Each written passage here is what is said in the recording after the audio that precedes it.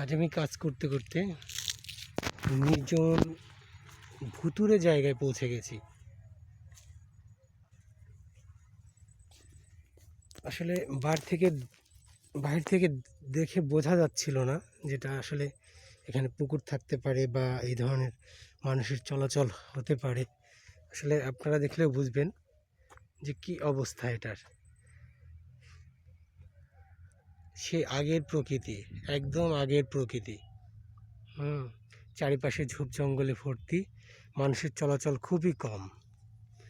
প্রয়োজন ছাড়া মানুষ মনে হয় এদিকে পৌঁছায় না।